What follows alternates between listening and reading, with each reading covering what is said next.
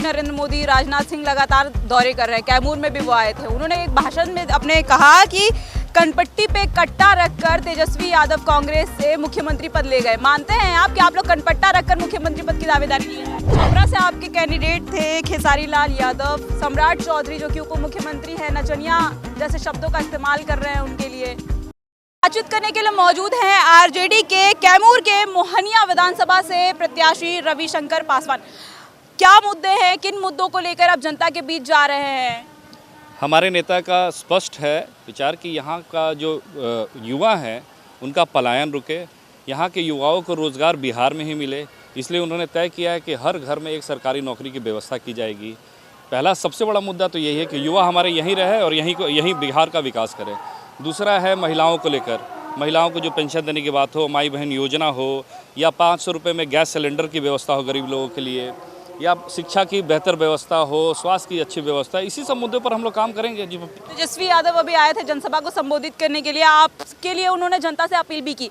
क्या लग रहा है आपको कि रुझान आपकी तरफ है, आरजेडी की तरफ है? क्योंकि रोजगार के मुद्दे को लेकर प्रशांत किशोर भी हैं और वो कह रहे हैं कि पलायन रोकेंगे हम, और छठ पूजा के बाद उन्होंने बयान भी दिया था, छठ पूजा के बाद जो भी युवा बिहार आएंगे उन्हें वापस जाने का मौका नहीं दिया जाएगा। देखिए, अपने अपने विचार, सब स्वतंत्र है विचार रखने के लिए, उन्होंने भी अपना विचार रखा है। लेकिन हमारे मुख्यमंत्री ने जो 17 महीने थे उन्होंने 5 लाख नौकरी देके बिहार की जनता को दिखाया है कि हाँ, हम लोग नौकरी देने वाले हैं, हम युवाओं के लिए परेशान है, युवा जो बेरोजगार युवा हैं उसके लिए हम लोग परेशान, उसके बारे में चिंतित है, उस पर काम कर रहे हैं हम लोग।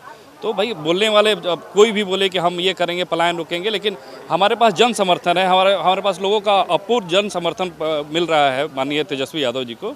तो सरकार जिसकी बनेगी वो ये सब काम करेंगे। कल प्रधानमंत्री नरेंद्र मोदी, राजनाथ सिंह लगातार दौरे कर रहे हैं। कैमूर में भी वो आए थे। उन्होंने एक भाषण में अपने कहा कि कनपट्टी पे कट्टा रखकर तेजस्वी यादव कांग्रेस से मुख्यमंत्री पद ले गए। मानते हैं आप कि आप लोग कनपट्टा रखकर मुख्यमंत्री पद की दावेदारी की है? ये तो अब आप सोच सकती हैं कि 20 वर्ष में उन्होंने क्या किया है और क्या बोल रहे हैं।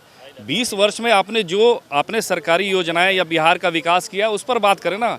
20 वर्ष पहले, या तो जनरेशन भी भूल गई है कि 20 वर्ष पहले क्या हुआ था। उसी बात को लेकर हर चुनाव में 20 वर्ष पहले वाली बात कर रहे हैं। ये बिल्कुल गलत बात है, ऐसी कोई बात नहीं है। हमारे नेता के पास भरपूर लोगों का जन समर्थन है, हम लोग के पास सहयोग है, हम लोग के साथ हमारे सहयोगी हैं कांग्रेस। हम लोग सब मिलकर बांट हम लोग टिकट बांटा है, कोई कहीं कुछ अंदर कुछ नहीं है, सब ठीक है।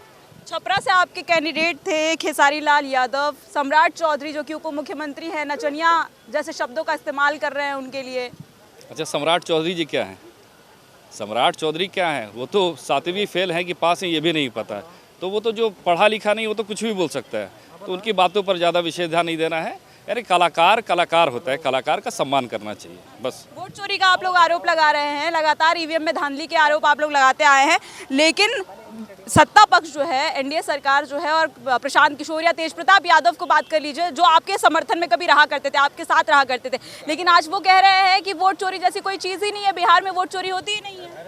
नहीं, देखिए, वोट चोरी तो 2-3 जो स्टेट में जो चुनाव हुए हैं, जिसमें देखिए आप अगर जब क्षेत्र में जाते हैं तो आपको पता लगता है कि हमारे साथ समर्थन कितना है, हम चुनाव जीत रहे हैं कि नहीं जीत रहे हैं। इससे आश्वस्त होते हैं नेता, क्योंकि लगातार लोगों के बीच में रहते हैं, जो उन्हें पता है कि मेरे साथ जनता है कि नहीं।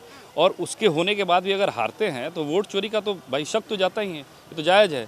इसी बात को हम लोग कह रहे हैं, हमारे जनता हमारे साथ है, हमें बस डर है कि कहीं ईवीएम में हमारा वोट चोरी ना हो।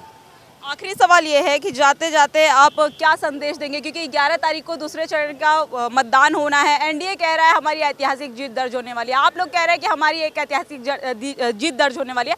और तेजस्वी यादव ने एक पोस्ट किया अपने सोशल मीडिया हैंडल एक्स पर, जिसमें उन्होंने कहा कि 14 नवंबर को ईवीएम से जिन निकलने वाला है। तो कौन से वाले जिन की आप लोग बात कर रहे हैं, ज़रा बताएंगे?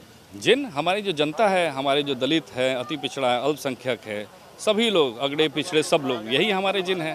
और मैं आपको विश्वास दिलाता हूँ, आज माननीय तेजस्वी यादव जी का जन्मदिन है, और जन्मदिन की शुभकामनाएं और जन्मदिन का जो उनको गिफ्ट है वो 14 तारीख को बिहार की जनता उन्हें मुख्यमंत्री बना कर देगी।